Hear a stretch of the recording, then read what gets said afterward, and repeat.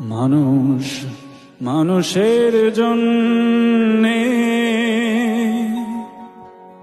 জীবন জীবনের জন্যে,